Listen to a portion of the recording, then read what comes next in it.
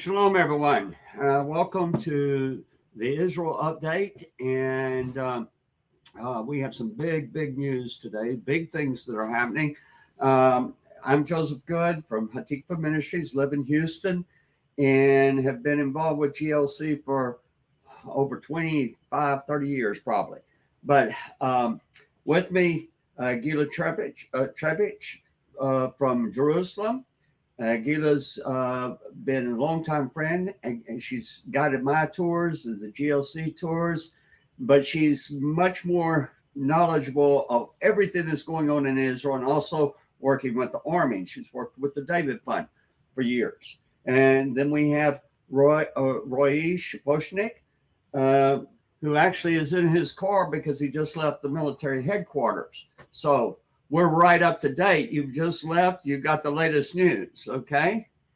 All right. So Roy is the head of the Barak Brigade Association, and he's also the Saigon, or the deputy commander of the Reserve Brigade. And so there's lots happening.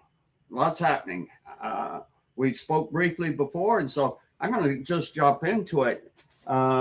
There's big events coming up now here at my house and Gila's house and Roy's. Everybody's getting ready for Passover. Passover is a very big thing, and so Roy asked us if we were ready for this weekend. Tell me what we thought you were talking about Pesach. Can you fill us in? Yeah, you all thought that I'm talking about Passover. Yes. Absolutely. So yeah, Passover is going to happen this Saturday, which is a great news. But when I ask you about it, I didn't really mean the holiday. So things are getting very high tense right now, specifically with the negotiation that United States has initiated together with Iran this coming Saturday. And all eyes are on the upcoming result of this meeting, this summit. President Trump did mention during Netanyahu visit in Washington that he's in a direct contact with the Iranian, and he also indicated that he gives them until this Saturday to come back with results related to the negotiation that they're going to have. From our side, I can tell you that we are ready. We are ready for the fact that, let's say, the percentage are aiming to that the negotiation will not succeed. And then, as President Trump did mention, and he said, if it will fail, we will bomb Iran. And I think that's right now where everything is going on. And if you all remember, we spoke about it in all of our previous 3 or 4 sessions. That Roy, let me just correct you slightly. President Trump did not say we will bomb Iran. He said Iran will be attacked. Correct. And he didn't specify who will attack. Correct. Absolutely true. So we don't know. Yeah. We know there might be an attack, but we don't know who's supposed to attack. Correct. Right. He left it ambiguous on purpose. You know, for some of the viewing audience, they might think the negotiations are dealing with the tariffs and those type of situations. We're not. We're talking about Iran's nuclear program, and that's what that's what's on the line.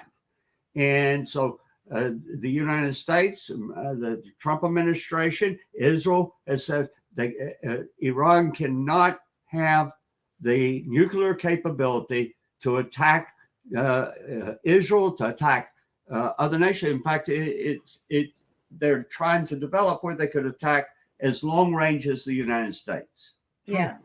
And there's another thing that I don't know if you were going to say, as far as I understand, Russia declared that if Iran is attacked, they are not going to come to their rescue.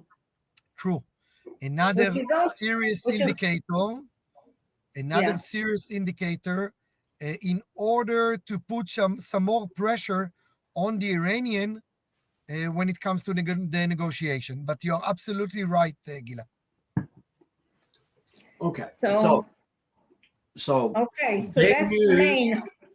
Now, how's the Army preparing for, anything could happen coming out of this? Yes, normally the Army is getting ready before a major holiday. And yes, we are 2 days from Passover. Still, the Army has announced on a curfew, which is very rare because the Army is at war as we speak. We all know about it. I mean, we are still in Gaza, in Syria, and some small parts in Lebanon. But other units that are not involved, and I will not say more than that from obvious reasons, other units has been on high alert. There is a curfew, and I can tell you that yes, we are ready. I mean, I what I've seen and what I've heard, we are absolutely ready. And I know for one thing, and I can share it with you, we are not alone. Yes. Okay. All right. So everybody needs to keep their eyes open and their ears open. Correct. And things are probably going to develop within the next few days, one way or the other. Correct. Right. Yeah. And I think it's a good time to say that the reserves of the Barak Brigade are being recruited, and 60 new recruits to the reserve forces, and they immediately need bulletproof vests. And Roy has already ordered them and actually put up his own money for it. And they really need our help. They really need our help. And that's immediate. Yeah, that's immediate. Listen, people might, the amount of money that it takes for the bulletproof vest is unreal. Okay. And you not only have the vest, you have these plates that go down in the vest. That's what protects the soldier. And they are essential. They're essential for the soldiers to have this. It's like sending men in without weapons if they can't have their bodies protected. But they're $1,000 American dollars each.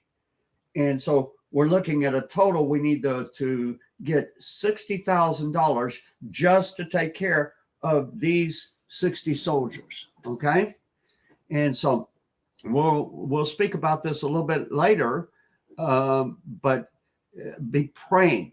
And if you have where you can help, this is a time that the help's needed. Okay.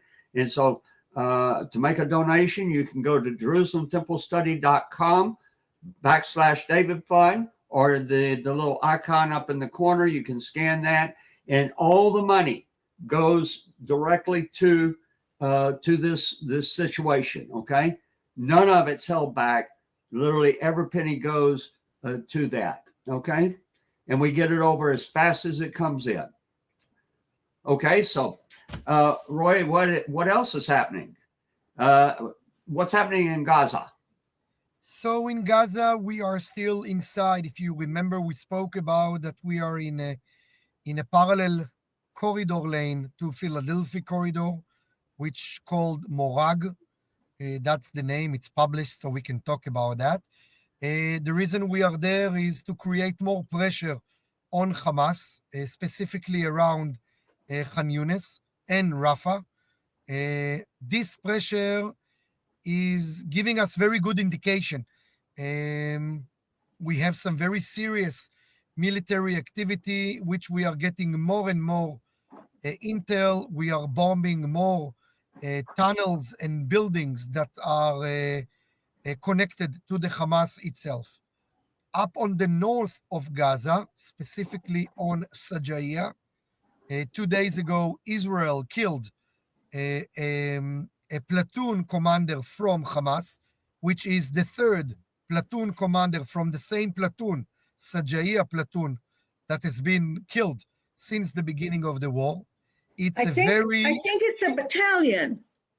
I think it's Gdud the Sajaiya battalion. battalion. You're The absolutely right, Gdud, Gila. yeah. Yes. Okay. Sorry, guys. You're absolutely right. No, that's fine. That's fine. Yeah. I think it's a very good indication. I mean, the Israelis, the army, is not paying any more. How should I say it? Is not playing anymore. Meaning, the minute that he see an indication, that's it. He's firing and he's demolishing the area. In this specific bombing that happened 2 days ago, the casualties over there was so serious, the damage that happened to the building, that Israel, it took us 2 days to confirm that this battalion commander is actually killed, because Wow. it took Hamas Wow. 48 hours to dig him out from there. Just for you guys to understand what is the amount or the heavy ammunition that we've used over there. Yes. Yeah. Wow. Yeah. Beside of that, we are preparing for Passover dinner inside of Rafah. We have prepared a very nice agadot to the battalion, to the brigade, and we are working very hard with that. I just hope that everything will go quiet and smooth, and that they will be able to make a proper seder. Seder. Wow. I have a favor to ask. Sure, Can you get me one of those Haggadot? done. I I mean, can also, not only before that, press talk, but To have. to have and to in succeeding years, I'll show it and remind the people of the great sacrifices that are taking place right now. done. First of all, okay. I have sent it to you also, an online version, but I will save one, a print version for you. That's not a problem. All right. Thank you. Hey. Thank you. Now, what about Syria? What's going on there? So Syria, in Azerbaijan today, there was a meeting between the Turkish and Israeli Israeli government, in order to discuss the situation in Syria. Guys, last week I have shared with you that Israel attacked a military base, and Yes. Yeah. and a couple of guys from Turkey has been killed over there. United States negotiated and created a conversation, a summit in Azerbaijan, which happens today. Israel declared in a very clear, with no way that you can interpret it to a different stage. We will not accept any Turkish force in Syria at all. We will allow the Turkish to help humanitarian. We will allow the Turkish to help crossing the border and helping in other areas, but there will be no military base or no activity of the Turkish in Syria. And I was very happy to hear today, about an hour ago, that that was something that was accepted also by the Turkish. Very good. Will it be, at the end of the day, as something that everybody will act upon? Only time will tell. Yeah. But Listen, after President Trump said that Erdogan is a very good friend and he's a great guy, I mean, they have no choice but to be True. Yeah. The Turkish army or the government did mention a couple of important things. They have asked to paint, sorry for using that word, but to paint certain areas in Syria that Israel will not attack, only by coordinated with the Turkish. Joe, Gila, it's completely okay. I mean, we have done the same agreement with the Russian when they Mm. were in Syria a Right, couple of right, years right, ago. right. So Yeah, it's not like yeah. it's a You big deal. designate, you Yeah. designate certain areas that, Right. yeah. Right. But So they also that, don't get involved with me when we do yeah. things. Yeah. So that's about Syria. Beside of that, Joe, you will be Yeah. happy to hear that Israel is opening Syria for tourists. Oh, really? Yes. So In all my life, I never thought I'd ever see more than Israel was, from what I can see from the Golan Heights. yeah. Okay. So Gila, do you want to share about it? Well, it's not really Israel's opening for Syria for tourists, but it's kind of fun because they're opening certain areas. You've been to the meeting of the three borders, right, Joe? We've Yeah. been to where Jordan, Syria, and Israel meet. Yes. So first of all, there's some part of the train. You know, there's a bridge Yes. Right. on the Yarmouk Gan River. Yarmouk. Yeah, Yeah. on the Yarmouk that was blown up by Israel on June 16, 1948. Right. So there's a section of the train that's in a tunnel in Israel and but really close to the border. Normally, it's not open to visitors. So they're opening that. Plus, you go down a little deeper into Syria on that border to see the Rokad River, which is the main river that goes around the Golan Heights. It's Yep. the main border between the Golan Heights and the rest of Syria, and it's a major river that But guys, I've please, never seen. So, yeah, let's remember it is a yeah, visit so in Syria. absolutely. It just like the day they took the Syrian Hermon, everybody who had a vehicle in the army rushed up there Correct. just to say they've been to Syria. Okay, Yeah. yeah. So that's with the Syrian area. Things are getting a little bit more quiet since last week, which I think is good. I think that Saudi Arabic and the UAE are very much influenced in that area specific on Giuliani.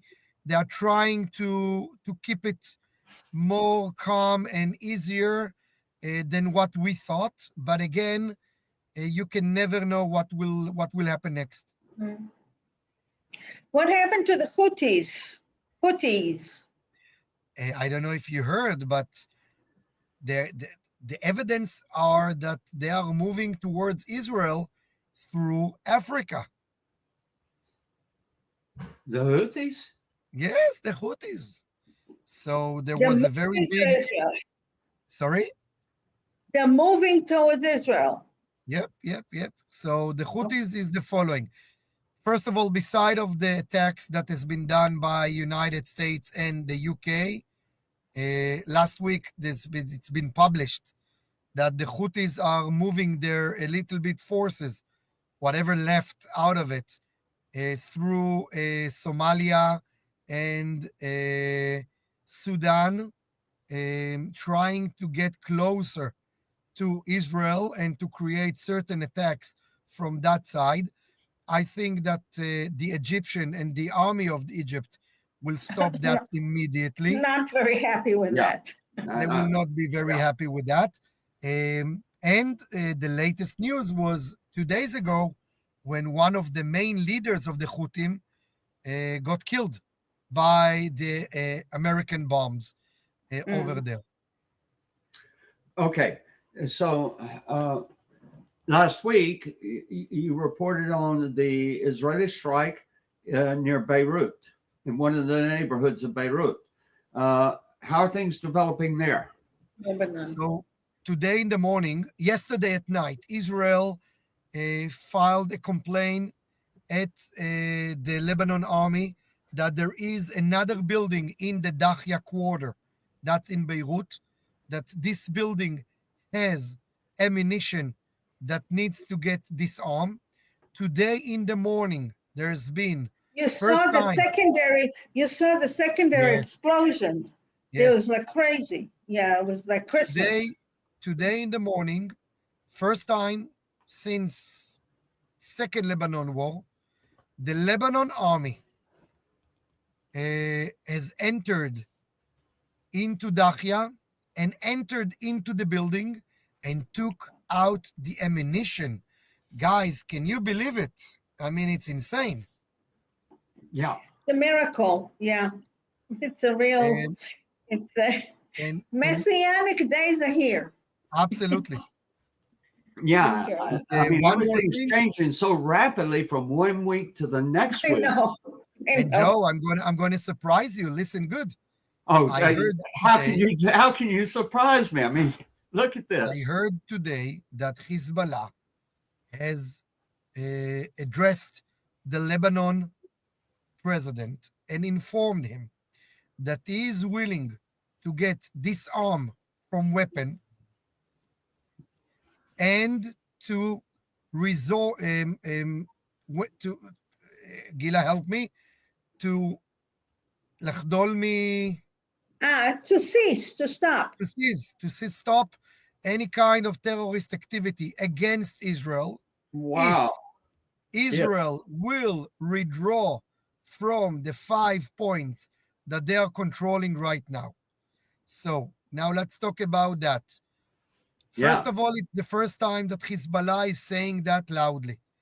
If that will happen, I'm doubted, but it's clearly a good indication that Hezbollah is become extremely weak, and I think we are on a good point over here. Now the question is, what will happen next? Yes. Okay. Now, I have two other questions. The overall view, Judea, Samaria. Okay. Well, what's the situation there? This is what, for people that might not be familiar with Judea, Samaria, that terminology, that's what was formerly known as the West Bank. So you know the slang, no news is good news. Yes. So we are in a way of no news. Sunday, on Sunday, when I was on the way to Jerusalem, there's been a chase against two terrorist gangs or cars that went from Judea and Samaria and was arrested by our SWAT team. What I'm trying to say is that there is still a lot of activity that is being done over there, less on the news, not because there is no news, but mainly because we are on the upper hand over there, more than what we were before. But the risk is still there. Yeah, it's never. So the risk is still there. Yeah, it never stops. Right. Yeah. Now Hamas, that area is controlled by the Palestinian Authority. Politically, supposed to be. Right. Hamas, I know, is there. Are they going down in popularity? I mean, no. They're still strong in popularity there. But Joe, I have to tell you the reason for my opinion. They are still very strong because what is the alternative?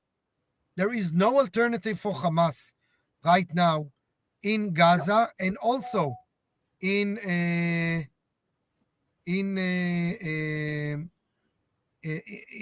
Judea and Samaria. There is nothing. I mean, the Palestinian Authority, with all due respect, with President Abbas, is not really into taking care of his own citizen. Right. And I think when you don't have alternative, normally a person will go through together with the first person that really gives him a kind of alternativity. And that is their weak point over here. It's sad. I see it also in Gaza, even though things are a little bit more riots in Gaza against Hamas, but in Judea and Samaria, it's different. The Palestinian Authority needs to be more active, and they are not. And I think that is a problem. Yes. Yeah. Okay. One last area that I'd like to have some comment on for my own personal knowledge. The Jordanian border. This is the biggest border, and it has been an avenue for smuggling weapons, drugs, people, terrorists. yes, all of these things. So What's more the than that, situation there? I was last Saturday. I was at my family on the Arava Desert in on the south. Yes. Where? In Chatzeva, Moshav Chatzeva. And I have to tell you, it's a little bit more than that. First of all, they are smuggling animals. Joe, they are smuggling monkeys, they are smuggling lions, cubs, and things like that. But Yeah, the that's story, crazy. They've been finding lion cubs in the Bedouin encampments. yeah, you can't They've believe been it, Joe. finding monkeys. Yeah. Why? First of all, because it's becoming To like a sell. symbol for luxury. So if you have a monkey in your house, all of a sudden you are a kind of worth more. Big guy. Yeah. But the reason I'm saying it because on Chatzeva they see those drones that are flying those monkeys quite often, and Wow. my cousin said to me that for every drone that you see with an animal, there is 5 that you don't see with weapons and other smuggles. Um, Israel has reinforced Jordan to become more active on the border. There are more combined patrols on the border, specifically from Eilat to the Dead Sea. And that is a very important area because that was the area with the majority of the smuggles.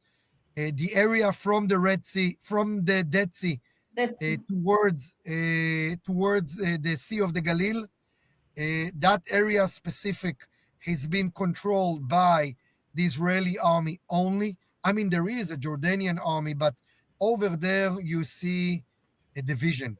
You Yeah. don't see like a small battalion. It's much more than a division, but still, it's a threat. What goes Yeah. on internal in Jordan, complicated, as we all spoke about that in the past. And the Americans, and that I know from a personal view, the Americans are involved with a lot of help and support coming from the CIA and other organization to support Jordan and the kingdom. Okay. We're running out of time very quickly here. Let me mention once again, there is an immediate need. It's a desperate need. We've got the 60 reserve soldiers that need the armor vest, okay, with the plates and everything. And then these are $1,000 each. So we need your help.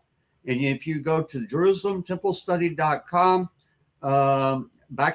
/David Fund or scan the little icon in the corner, please help at this time. It's an immediate need.